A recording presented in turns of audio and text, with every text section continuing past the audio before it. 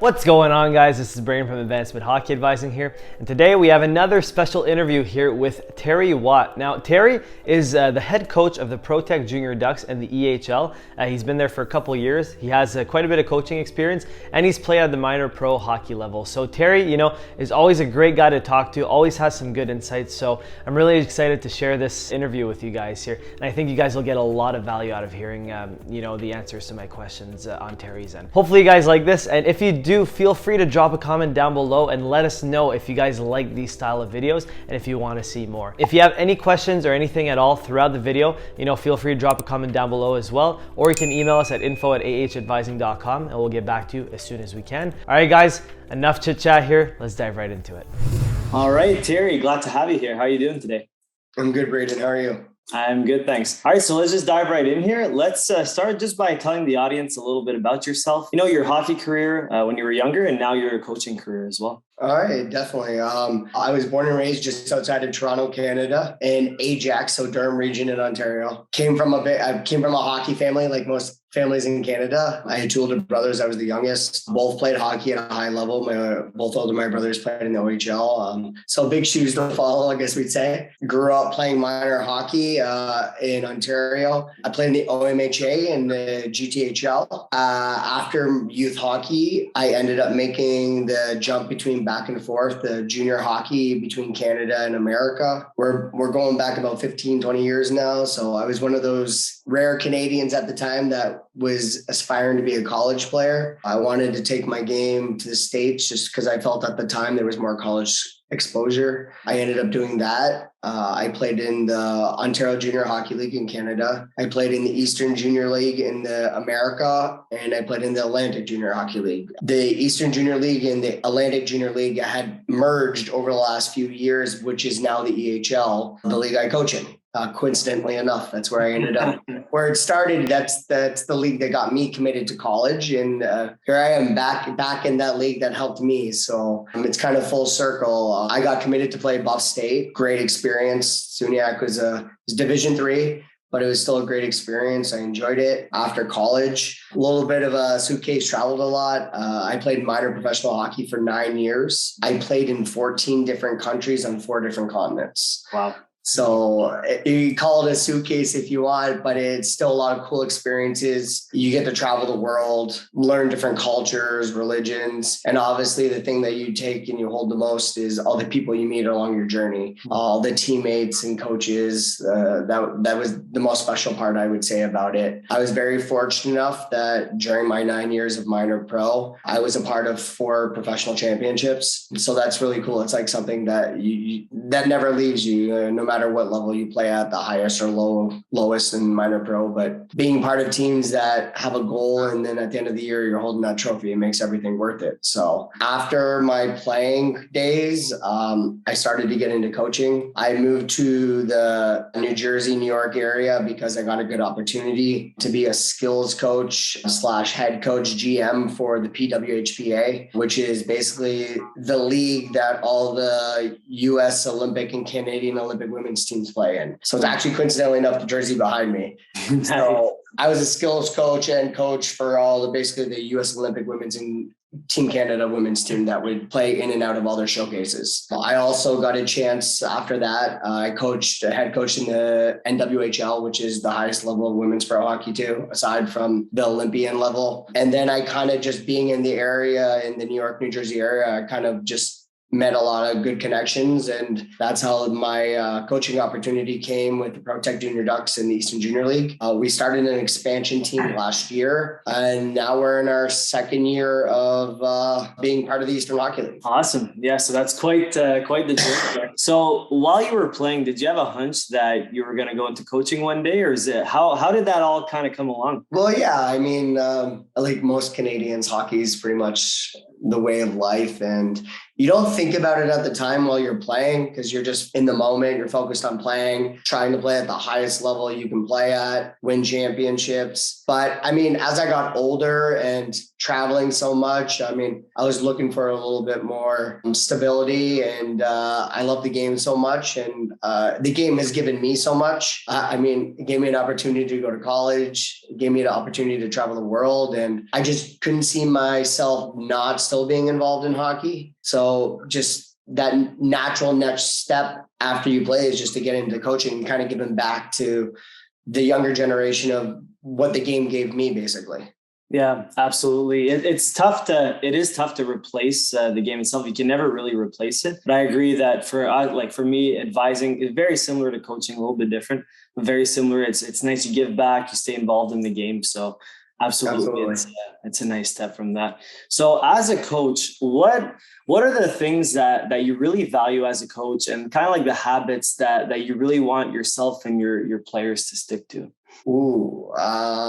Things that I value. I'm big on character. When I'm looking for players, I want good human beings, first of all. I want, when I say that is we use the term with our players all the time about just like acting like a pro every day, just carrying yourself in a good way, good manner, how you prepare every day, showing up and doing your job, pretty much that blue collar mentality, like clocking in and clocking out. You're there to do a job. I like guys. I mean, obviously everybody wants skill and talent, but at the end of the day, I mean, if you have skill and talent, but you don't have good character and you don't have the work ethic, you're not going to get very far. Absolutely. So I would say those are big two things for me. And then the last thing that is huge, but also takes you a long way in this game, in my opinion, is just being a good teammate. Your teammates at the end of the day are your references. If you're not a good teammate, you get exposed really quickly. And I'm big on being a good teammate, no matter what your role is on the team. It's about being there every day with your teammates and supporting them and pushing each other to become the best players that you can be every day. Absolutely. I think all of what you're saying basically ties into, like you said, skill on the ice, really important, but it all ties into players' character, their mindset, like how they carry themselves, right? And it's super, super important. A lot of people, tend to overlook that. They think, skill is the only thing you need. It's not true. Like you need to be a good teammate. You need to carry yourself well, for sure. Absolutely. So just kind of moving aside here, in terms of like adversity. So what's, I would say in your hockey career, what's the thing that was the most challenging for you? And how do you help your players deal with adversity? So kind of two parts to this question here. Well, for me, I think it's separated. If we're talking about adversity, I had two different types of adversity. There's at the youth level, and then when there was at the college and pro level. Yeah. For me, growing up in Canada, growing up in the Durham region, where it's the Ajax Pickering Raiders, which is our AAA program. I never was a AAA player growing up in Ontario. And it's tough. And I know how a lot of young kids in Canada feel that hockey's very pressured, and everyone always tells you, like, you got to be on the AAA team. You got to be on the top team. You got to do this. You got to do that. And was it hard? Absolutely. It was mentally, I mean, you go to school, you're in high school, middle school, whatever it is, and all your buddies play on the AAA team and you play on the AA or the single A team, and you're not as cool as them, or you're not as a good hockey player as they are. And I play, I think, all the way up until my major midget year. I played AA hockey growing up in Ajax and Pickering. It wasn't until my last year of midget, so major midget, that I actually finally made my local AAA team. So, and like I said, I bounced between like the OMHA and then GTHL. But I think the adversity there is that trust the process. Just because you're not a AAA player doesn't mean you won't be one day. And it doesn't mean also that you're not going to go anywhere in hockey. I totally agree with that. I don't want to cut you off, Terry, but I was just talking to Francis Watsi today, and he played in the NHL, and he has a very similar story. Didn't play, A, AA, anything growing up, like a lot of, house league hockey, PGL back in the day when it existed. And then only when he got older did he play triple letters and then made his break, so very similar backstory. And it goes to show to players out there, if you're not playing, if you're in Pee Wee or Bantam or anything like that, and you're not playing at the AAA level, like, don't sweat it, keep working hard, trust the process. And it's just about 100%. It's just about trusting the process. If you love the game enough and you have goals, whether it's junior, college, or pro, you just trust the process. Obviously, when you're younger, you don't always like I look back when I was younger, you don't get it at the time. Playing at those levels made me a better player because I got more puck touches. I played a bigger role in those teams, and it helped me develop into the player that I was. And like I said, if you love something enough and you work hard enough, you'll eventually achieve your goals. And like I said, I know it's hard. All your friends and all you see at school every day around you, they all play on the top teams. And so the area I grew up in is that I was always on that AA or single A team. And all my friends that played on the AAA teams growing up that got drafted to the O, that were being looked at by NHL teams. At the end of the day, if you fast forward, I ended up going further than any of them playing and coaching. Yeah. So it's just about, like you said, trust the process, love what you do work hard every day. Yeah.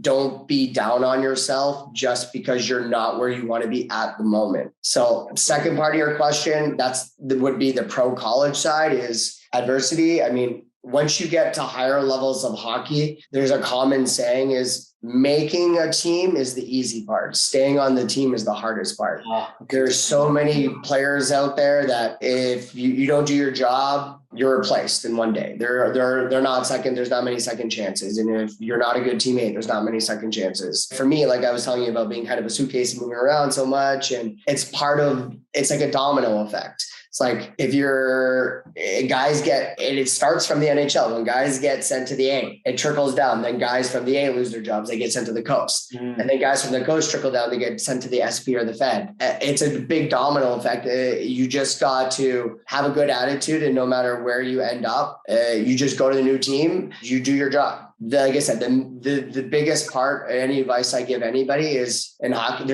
I tell this to my players all the time. There's so many good athletes and hockey players in the world. What separates good athletes and great athletes is mental toughness. Oh, 100%. You have to be mentally tough, and you can't take everything personal. Just because you get traded, released, or cut doesn't mean you're not good. It just means that it's another opportunity. If you love it, you keep working, you keep going. And you have to have that mental toughness, not take everything personal, understand it's a business. No, 100%.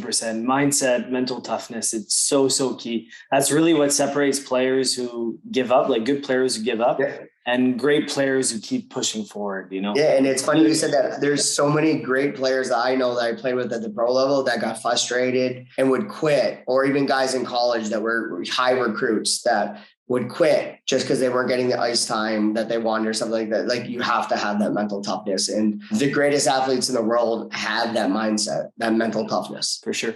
An example I can just think of off the top of my head is, remember Sidney Crosby had a year where it just wasn't a great year for him. And a lot of people were counting him out. And then next season, he had one of his best seasons, that ability to just, bounce back. Obviously, he's got a ton of skill. He's one of the best in the world, but still that a lot of people could have packed it in there, and that ability to bounce back is what makes people like that great, Yeah. So kind of segueing from, mindset, mental toughness, something that's somewhat related, leadership. So what's your take on leadership? What do you think makes a really good leader? And, what's, I guess, what are the attributes you're trying to find in players to see if you can get leadership on your team? For me, being a good leader is like how you carry yourself. It's what you're doing when people aren't watching.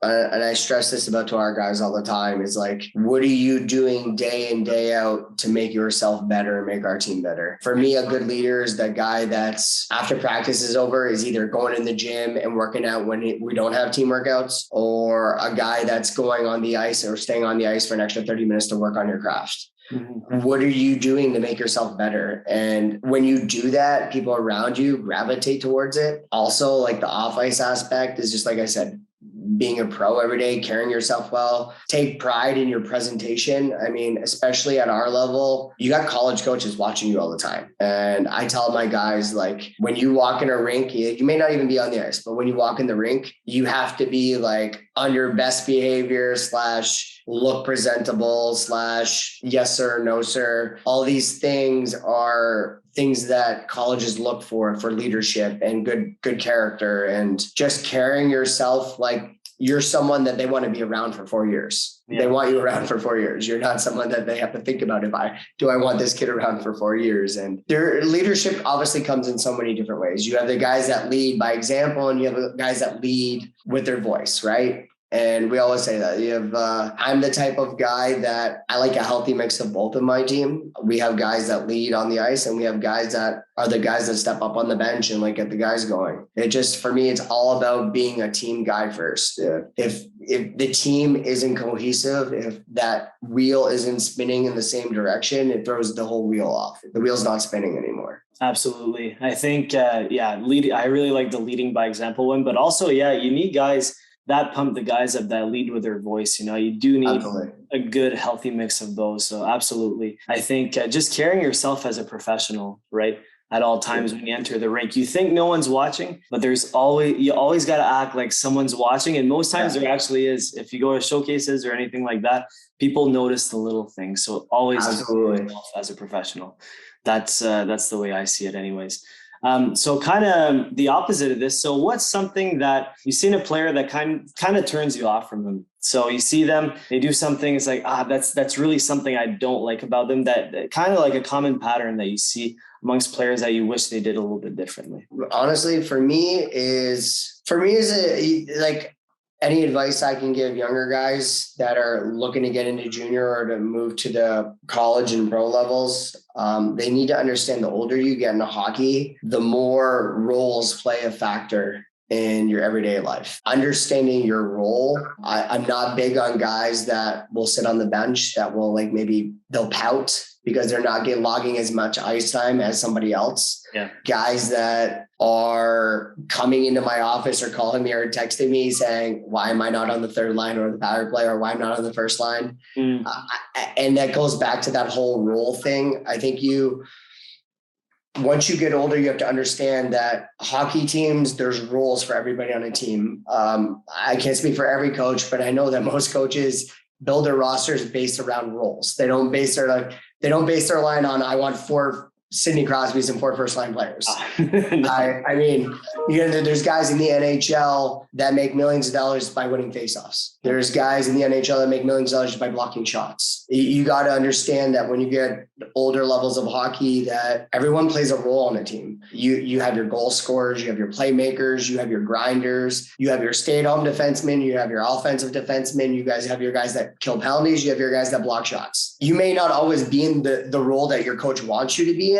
And I understand it. Like, I played, you get that, right? We're not always in the roles depending on what team you're on that you may want to be in, but you be the best you can be at your role.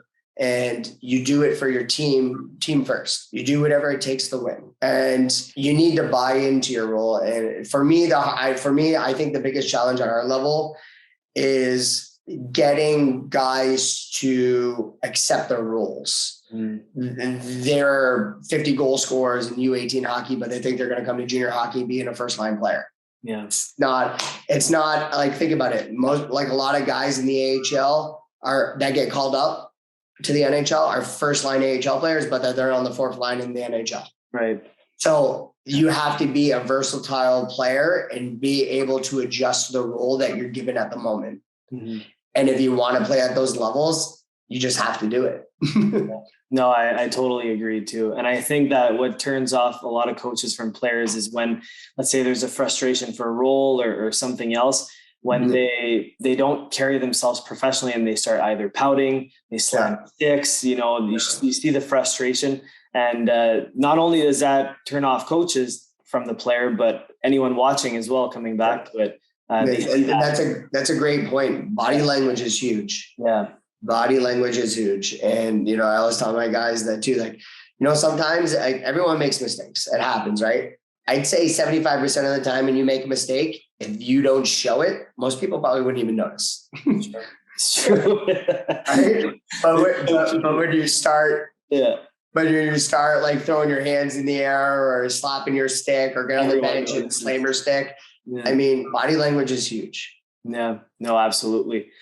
Yeah. So whoever's watching right now, if you're a player watching, just take note, don't slam your stick. It makes everyone's life easier. Yeah. So last question I got for you here, Terry, is any last bit of advice that you have for players, going either through the minor hockey, junior hockey process that want to play college hockey one day? What's like the number one piece of advice that you'd want to give them before we? Kind of touches back into what we just said about roles too. I mean, understand that colleges, when they're looking at players or recruiting players, they're not always just looking for first-line players, and points don't always matter.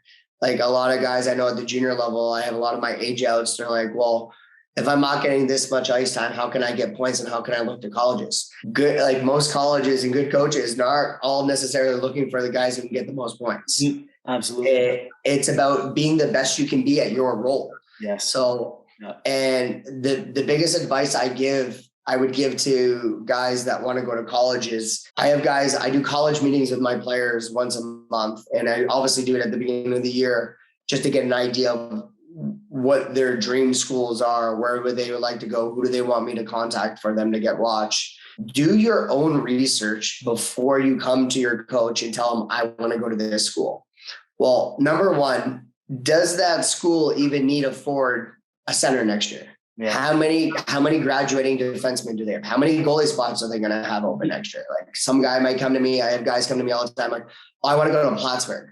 Okay, well, you're a forward, you're a centerman. How many centermen do they have graduating next year? Yeah. Oh, I don't know. Well, I just looked at the roster and they have nobody graduating that plays up the middle.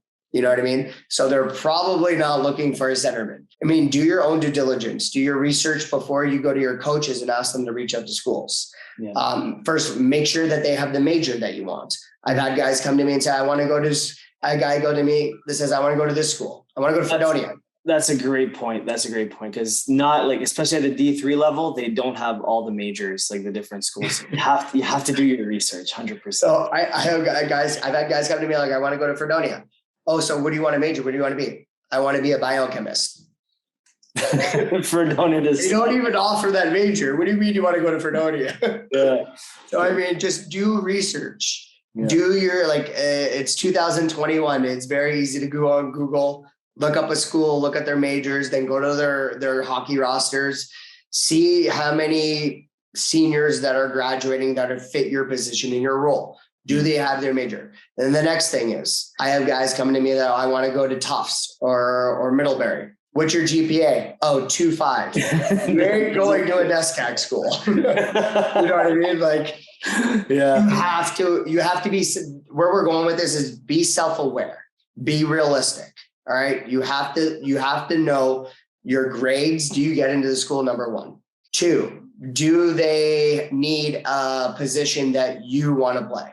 Right? Three, are you realistically a good fit for that school? Right? And then the big one that matters the most is number four. Do they even want you? Right? Yeah. So I always tell my guys that, you know how rare it is that you get to go to a school that you want to go to? It's very rare. Right? I agree with that. Yeah. Very rare. Like I got guys that come to me with wish lists all the time. I would say in my entire time doing it, like I never thought I was going to end up at Ball State. And it was not even in wasn't even in my mind. Mm-hmm. It just happened, right? 90% of college players, whether it's D1 or D3, 90% I would say or more, you go where you're wanted, not where you want to go. Absolutely. And I think that's a big misconception. I mean, players have to have an open mind. The fact that there's nothing wrong with dreams and goals. Those are awesome. And coaches will always help out and reach out. But you have to understand that unless you're top 10 in whatever league you play in points, you're probably not going to have the options to go where you want to go. Mm-hmm. I totally agree. I think that the last point, all your points are great, Terry. I think the last one is super important. I harp on it with my guys all the time too. Go where you're wanted. Guys always want to go, to the best team and the best league and everything. That's great. They have those goals. But at the end of the day, if you go to that team and they don't really want you, even if you go there and they sign you and you don't play, what's the point, right? You want to go somewhere where the coach really wants you. And we made several videos on that already, how to tell if a coach wants you. And basically, if the coach is actively reaching out to you, telling you, he'll literally tell you that he wants you. If he's doing that versus a coach that's just ghosting you, not really, talking back to you, anything like that, you got to go with the guy that really wants you, you know? Absolutely. Yeah. So Know we were wanted, right? Yeah, 100%. I couldn't agree. Jerry Maguire, show me the love. Exactly. Yeah. So I think that's a great way to wrap it up. I think you gave some great advice, Terry, that, you know, our guys here watching, they'll use it and they'll benefit from. So thanks again for your time, for coming on. It was a pleasure, and look forward to potentially having you back one day. No worries, Braden. Thank you so much for having me. It's been a blast. All right. Thank you. All right, guys, that is a wrap for the video. Hopefully you guys got some value out of it. If you know, you have any questions, if there's anything that came up at all, again, feel free to drop a comment down below or send us an email at info@ahadvising.com, and we'll get back to you as soon as we can. If it's directed to Terry, you know, we're gonna ask him for you guys, or you guys can reach out to him yourselves, but we can ask him, and from there we're gonna go ahead and let you guys know either through the comments or through email, depending on how you guys reach out to us. Apart from that, if you got any kind of value out of this video, you know, if you haven't already, absolutely destroy that like button. And if you're new here, and if you like the content that we're producing, consider hitting that subscribe button and notification bell so you never miss another video moving forward. All right, guys, that is it. Thank you so much for watching. We hope you enjoyed the video, and we'll catch you on that next one.